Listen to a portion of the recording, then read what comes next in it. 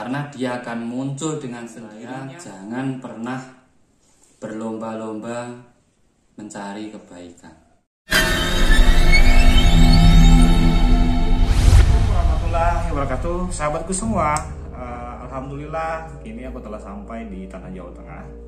Dan yang paling spesial adalah aku udah ketemu sama guru kita, spiritual kita, Kang Surya Lawu. Nih, sahabatku semua. Salam rahayu. Ya.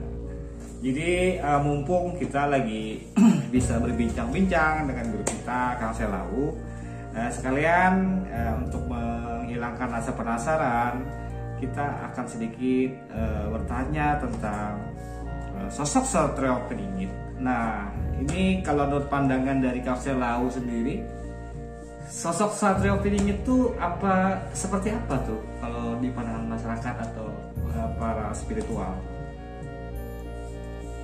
Oke, terima kasih teman-teman semuanya. Sebelumnya salam rahayu buat semuanya, salam kebajikan, dan semoga teman-teman semua selalu dalam keberkahan Tuhan Yang Maha Kuasa.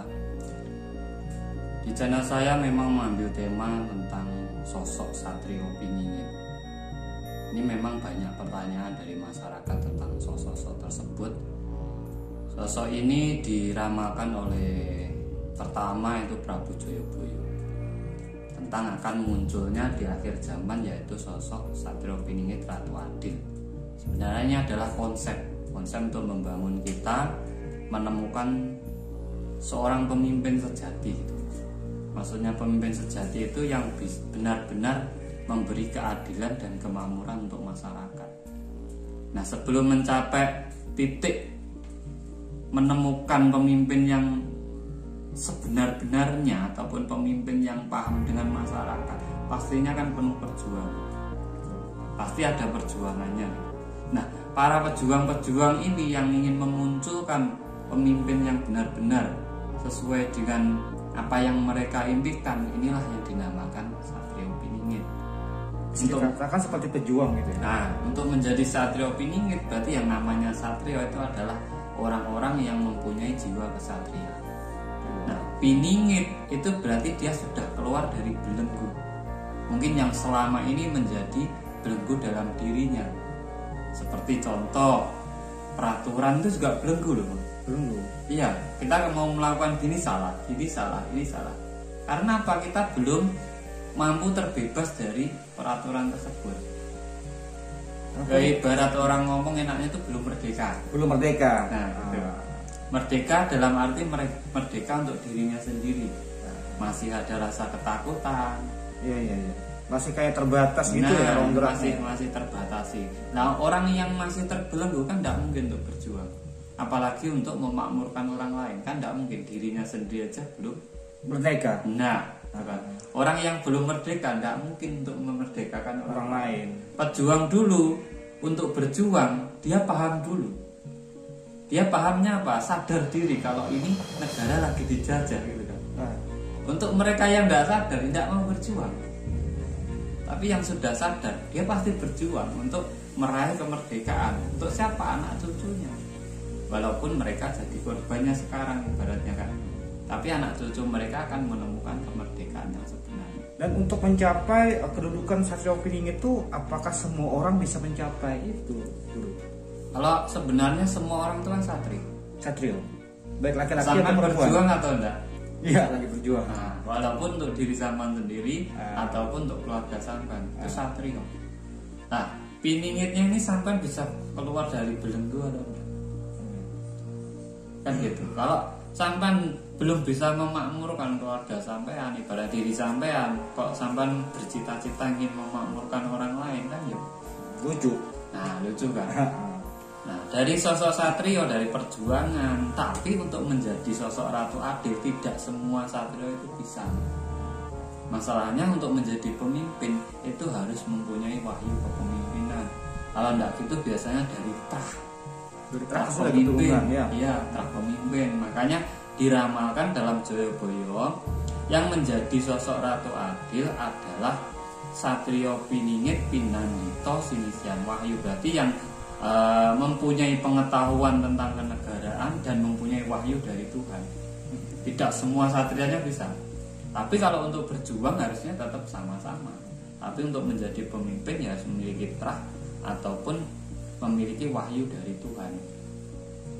Untuk ciri-ciri yang bisa kita lihat dari pribadi kita, kalau kita tuh bisa dikatakan masuk golongan Satrio Piningit kayak apa Kang? Apakah gimana, ada ciri-ciri yang lebih ini?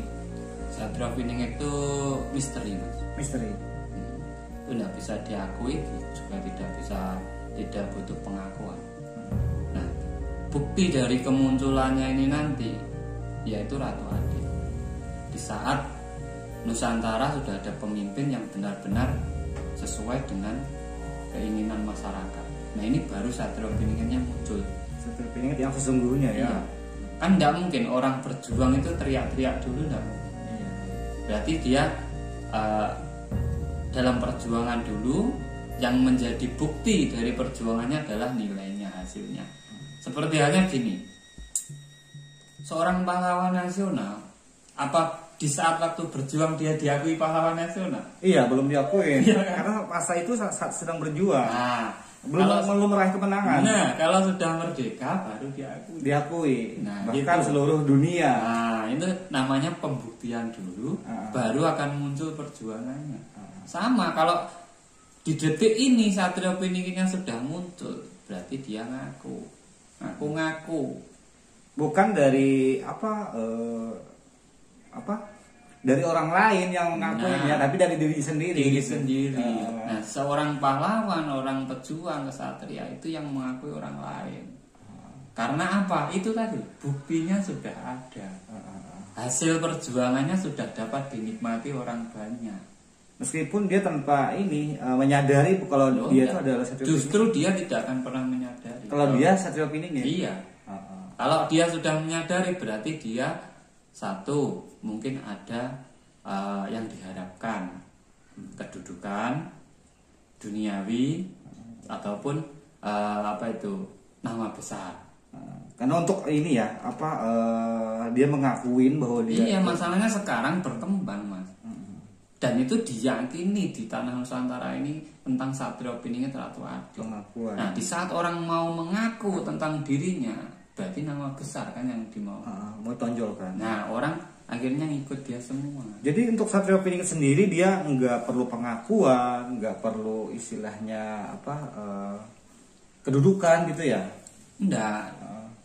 Yang namanya satria. Dia tanpa ini. Dia itu hanya berjuang. Ya. Nah, tapi dari perjuangannya, dari banyaknya satria, nah itu tadi yang terpilih menjadi Ratu Adil itu yang hanya mempunyai wahyu ataupun derajat sebagai seorang pemimpin. Pastinya anak turun dari pemimpin juga. Makanya diramalkan Ratu Adil itu adalah trah turun Majapahit. Indonesia, Majapahit. Sebenarnya sudah jelas sih Mas itu ramalannya. Dari timur Gunung Lawu loh. Sudah jelas sebenarnya. Muda, rupawan, tampan, orang biasa tapi berjiwa dewa. Orang biasa tapi berjiwa dewa. Maksudnya tahu kan? Gimana tuh? Orang biasa tapi kebaikannya itu mengayomi semua ini ya. Tidak pandang bulu. Tidak pandang bulu. Walaupun itu beda agama, ras. Kita menebarkan kasih sayang gitu ya. Kita itu sebenarnya tidak sadar Mas. Kayak suku, terus keyakinan, agama lah, keyakinan atau itu kadang menjadi belenggu. Contohnya gini. Ibaratnya sampean keyakinannya A, saya keyakinannya B. Karena sampean terlalu fanatik dengan keyakinan A, sampean nanti menyalahkan saya enggak? Iya. Ini akan jadi belenggu antara kita.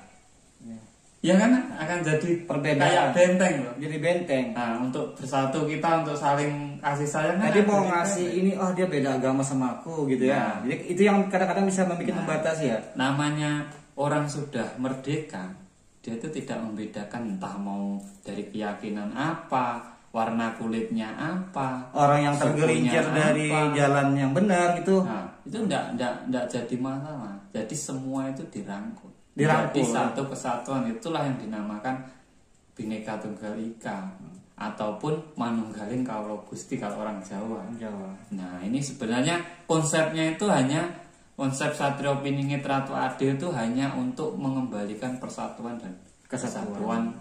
Berbeda-beda teman-teman, tapi tetap satu juga. Khususnya Nusantara ini adalah konsep sebenarnya. Ini proses ini juga bisa diambil sisi positifnya dalam konsep kehidupan, Mas. Diterapkan di kehidupan kita. Iya, itu bisa juga. Makanya saya mengambil tema Satrio Piningit dalam channel saya itu hanya untuk agar kita itu bisa kembali ke jati diri kita. Jati diri kita yang sesungguhnya. Kita memiliki kesadaran Fitrah. diri, berjuang demi apa? Kemakmuran diri sendiri, kemakmuran keluarga, kalau bisa untuk masyarakat dan negara. Jadi kita itu sebenarnya semua itu para kesatria. Tidak laki, tidak perempuan. Yang perempuan juga berjuang untuk anaknya. Iya. Berjuang untuk ini kan. Jadi Satrio Piningit itu teman-teman, nggak ada yang namanya mungkin istilahnya cengeng ya Kang. Iya. Nggak ada yang cengeng.